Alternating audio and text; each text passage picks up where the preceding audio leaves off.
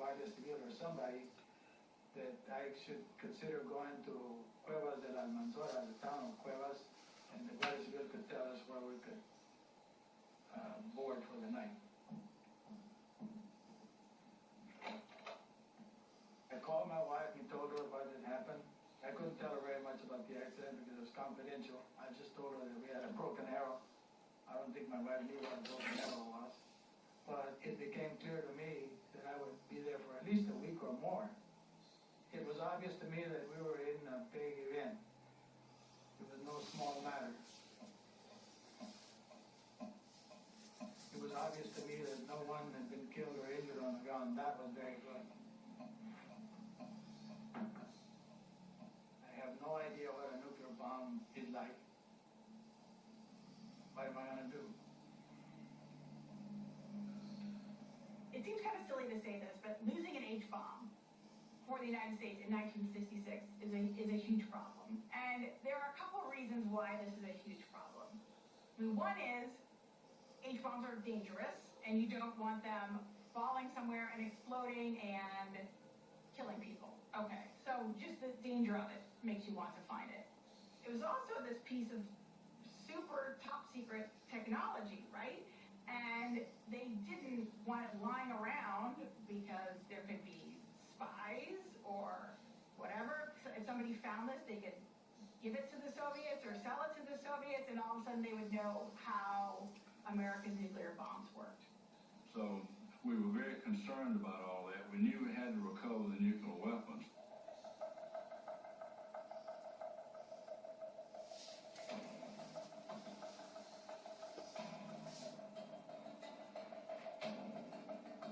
If I had known about Forrest Gump at the time, I would have said that I was very much like a Forrest Gump, because always I was showing up a little late every single time.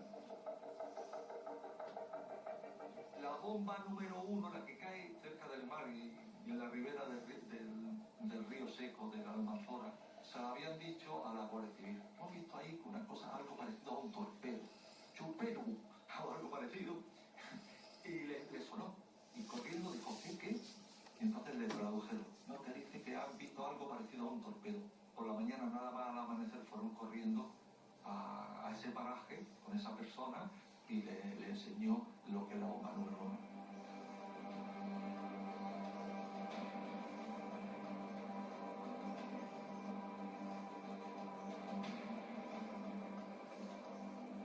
Somebody found bomb number one, and we went over and looked at it before they carried it off. And that bomb was intact. It was in good shape, and it hadn't broken open.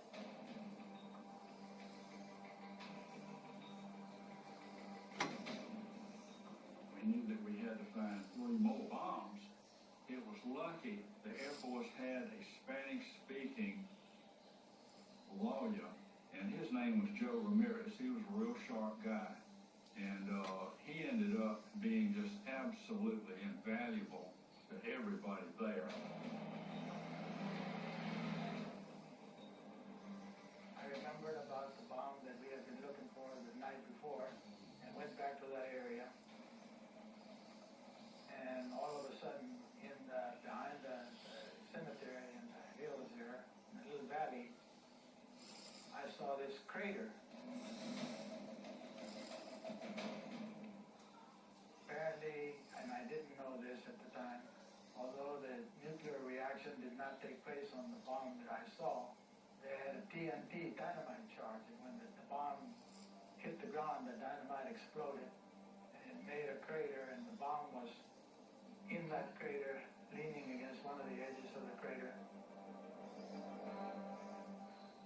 La bomba número 2 le falló el paracaídas, ante lo cual cayó casi cerca de más de 300 kilómetros por hora.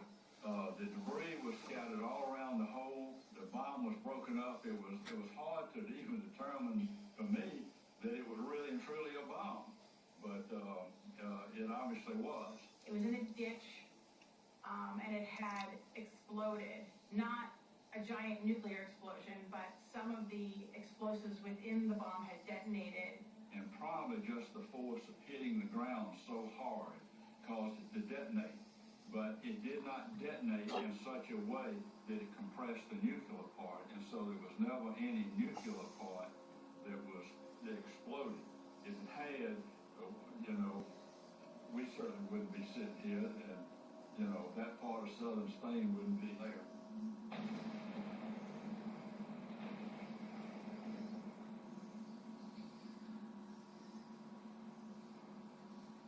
So there are a lot of things that need to be set exactly right on a nuclear bomb in order for it to explode in a big, mushroom cloud. El riesgo de que hubiese habido una explosión, una detonación nuclear, diga lo que diga, nunca desaparece. Cuando se produce una detonación como la que pasó en Palomares, nunca.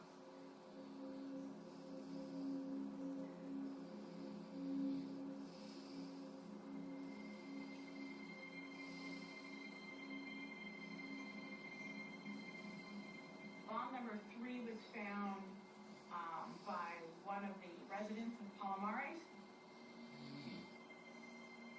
That one had also broken open and was also in a hole.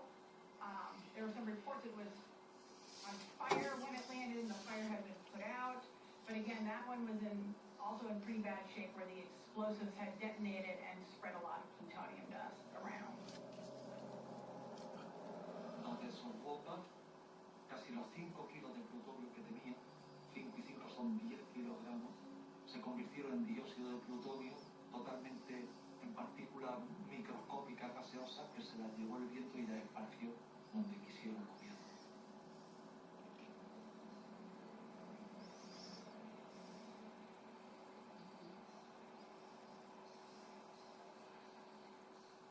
My name is John Jarvis. I got to Maroon 3 months earlier, in the middle of October of 1965. In 1966, I was in the Air Force, and I worked in what was then called preventive medicine. January 17, 1966, there was a pounding on my door, and when I answered it, there was a military policeman, maybe 2 of them, said, "Get your ass and report to the base commander's office as quickly as you can. You got a broken arrow. I want you to go back to your barracks, pick up your radiation detecting equipment, and prepare to drive to Palomares." So I did, and when I got there,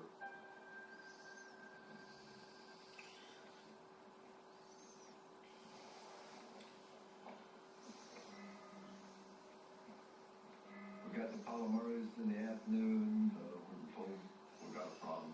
2 of the weapons exploded when they hit the ground.